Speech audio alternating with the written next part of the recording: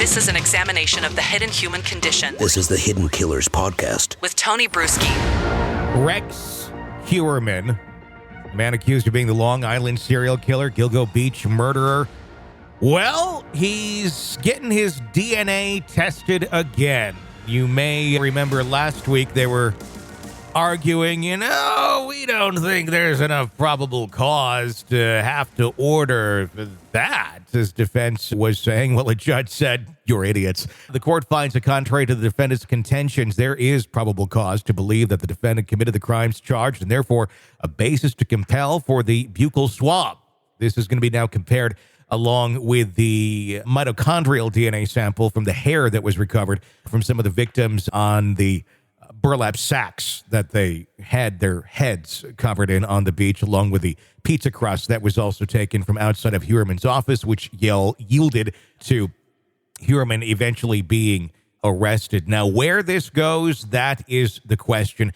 But I was amazed that anybody could be making the argument. If this doesn't reach the level of probable cause, considering everything they pulled out of his house and all the other pieces of evidence that seem to link him to these crimes, what possibly does?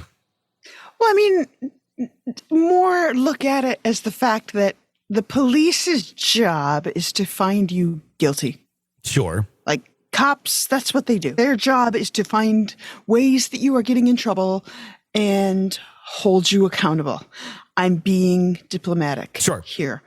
And your defense attorney's job is to hold police accountable and to make sure they follow every single step. So it's really common in DNA cases like this, where the finding the mitochondrial DNA in the trash, for instance, because trash becomes public property. And then after that, you have to get a search warrant for a cheek swab. Sure. So they're just following, step by step. They're making sure that they don't skip any steps or let anything pass by this point. And, I feel like that's the right answer. They're doing what they need to do. One would be almost surprised if he's like, yeah, come swab my cheek. Here, I got a Q-tip already for you. Well, for real. Yeah, sure. I've been able to get away with stuff for however many years I've been able to get away with it. Minimum of 15 years. But I quit. Go ahead. Yeah. I want to ask you about patterns of behavior and the possible psychology of Rex Heuermann, obviously innocent until proven guilty. He's accused of murdering at least 3 women now. There could be a potential 4th, and there could be potential many more with the bodies that have been found on Gilgo Beach and possibly many other areas that could span many different states. But if we're talking specifically of Gilgo Beach, there's a lot of bodies that were on there, almost up to 24 that were on that beach between 96 and all the way into the present. The 3 that he's accused of, it shows a pattern. It's the burlap sacks. That's just where they found his hair, and they found his wife's hair. Shoes missing on each of the victims. Somewhat ritualistic, somewhat of a pattern. A lot of the other bodies on the beach that have been found over the years, heads missing, and I'm not trying to get gross, but dismembered bodies found over the time.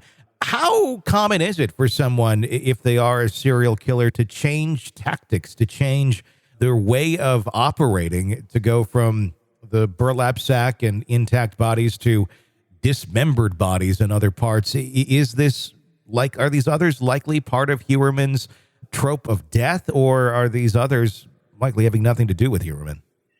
Well, there's a lot of answers to that at the same time. Like, for one, we really don't know anything about serial killers because we've only ever caught the failures. True. So we don't really, we pretend there are things like patterns, but think about going grocery shopping. You have a basic store that you go to and a basic pattern you follow through the store, but if a road is flooded or if one of the aisles is blocked off and you really need eggs, you'll find a way. So this idea of having an MO and a signature, that's a place to start. But humans are more complicated and more flexible than that, especially if they are, visual quotes here, successful. That a successful serial offender of any type knows when it's time to change something up. So I don't know. There's also the fact that there are certain geographical areas that are known to be, for one, common suicide sites, right? Mm-hmm. Like the Golden Gate Bridge in San Francisco. Sure.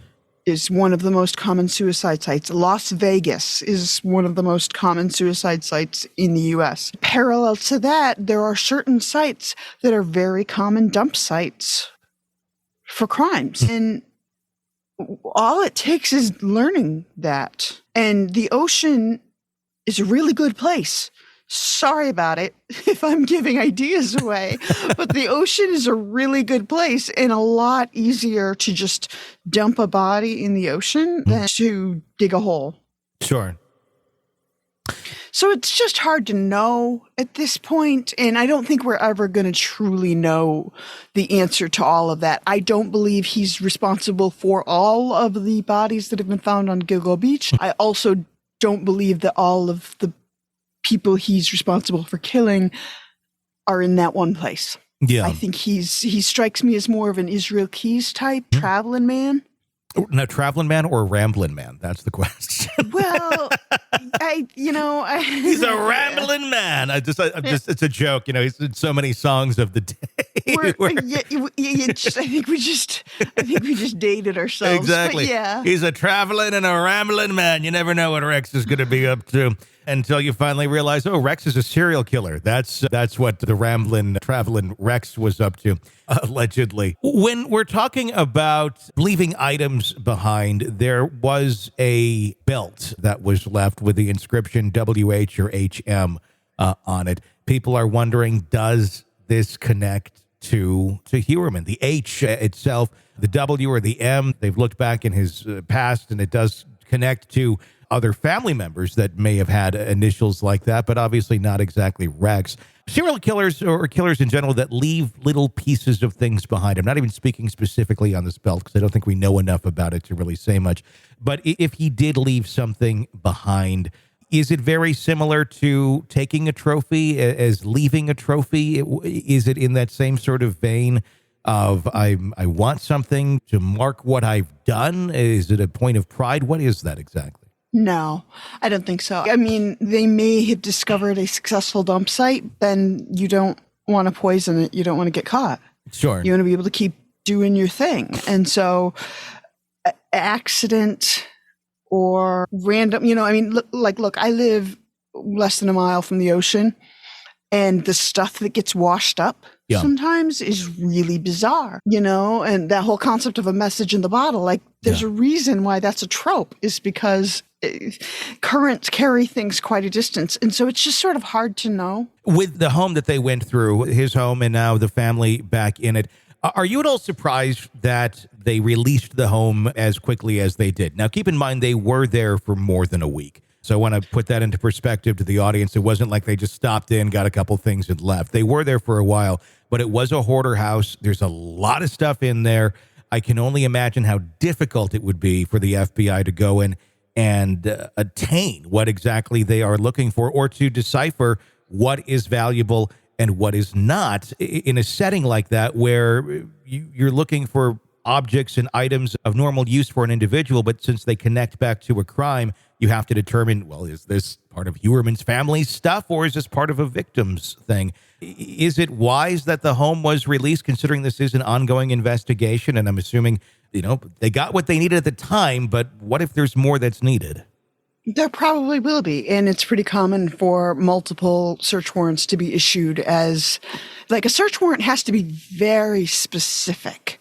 So unless something is lying out in plain view, and even then, often the crime scene techs can't take it unless it's in the search warrant. They have to sort of either take photos or write it down or something like that. You can only take that which a judge has explicitly allowed you to take. So they may have taken that week, gone through, pulled what's in the search warrant, and then had to pull back and say, okay, we may need more time in the house, but we need to be able to articulate exactly what we're looking for. This is an examination of the hidden human condition. This is the Hidden Killers Podcast. The Hidden Killers Podcast. With Tony Brueski.